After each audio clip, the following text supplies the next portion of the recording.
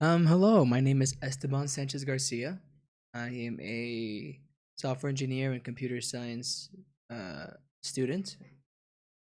And today I'm going to be doing a first blog entry, I guess. This is starting mostly because of school reasons, but you will be able to see it publicly, which, yeah, I guess that's going to happen. And today I'm going to be doing a review, or, well, not a review, more like a thought analysis of the first two chapters of the book Peopleware. Peopleware, by the way, is a book. Who's the author again? I think it's Tom. And give me a second. Peopleware. Looking it up right now on Google, because yeah, of course. Timothy Lister and Tom DeMarco. So these gentlemen who had about 20 or so, maybe a bit more years of experience with software engineering, they decided to grab all their experiences as not only engineers but also managers and see what works and what doesn't, a few studies and everything and whatnot. The first chapter is kind of interesting, talking about the human factor of it, where as an engineer, once you're promoted to a managerial role, you sometimes forget, managing people is different than managing code and managing modules and managing circuitry. So we tend to forget that, and we start acting like if our people, our employees, are actually machines, but they're not. They're not really machines. They're well, at the end of the day, they're people after all. Um, the second thing we talked about in that book, I believe, was related to the difference between production and development, and the difference is actually very. It's not much of a slight difference. It's more of a different focus. Where development is about creating something from scratch, or maybe from a blueprint, but you're trying to innovate in a way. You're really trying to make something your own and trying to make it work and trying to see what works and what doesn't, what sticks and what doesn't stick. And with that in mind, development and production has different focuses. They have different ways of working. And a lot of the mistakes that people fall into when it comes to managing is they want, in software at least, is they want to manage it as if it were sorry, made a little more voice about it here. I'm using my throat too much and it's affecting my voice. Yeah, they start using production ways. They focus more on focusing on their employees as if they were machines, trying to make it more efficient, trying to eliminate errors and mistakes, trying to make sure everything is going optimized as possible. While development isn't like that, and it shouldn't be like that. Development should be somewhere where people should be celebrated for making mistakes.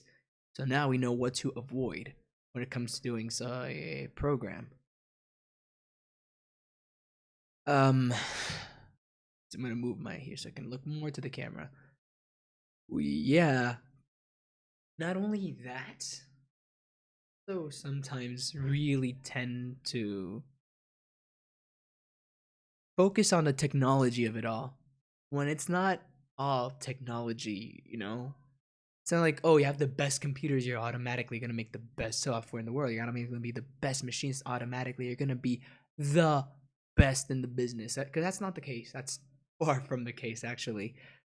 You're more likely to run into mistakes and really run dry your employees or your team. Not really employees because you're the manager. You're not really the administrator or the boss.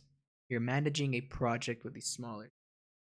You have to know and recognize each and every one of the individual strengths. That's one of the things that I think the first two chapters really excel at is mentioning how it's not about making good software.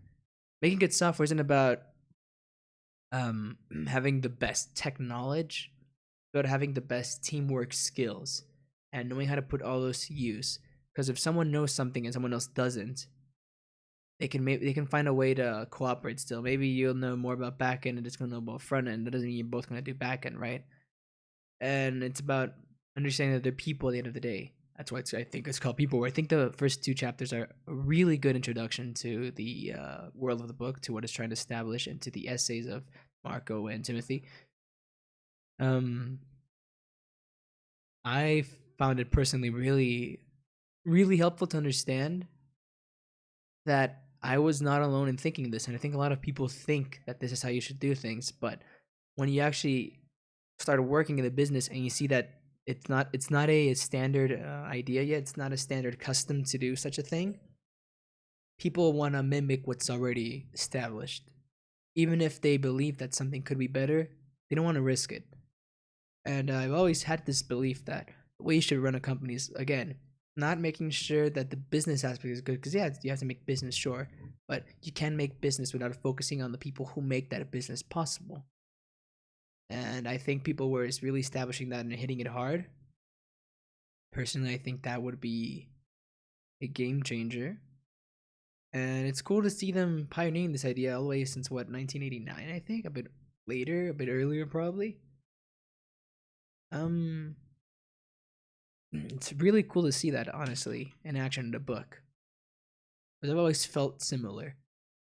And I do think that if I ever in the future get to the point of a managerial role, I would probably like to manage my people. Manage, no, not my people.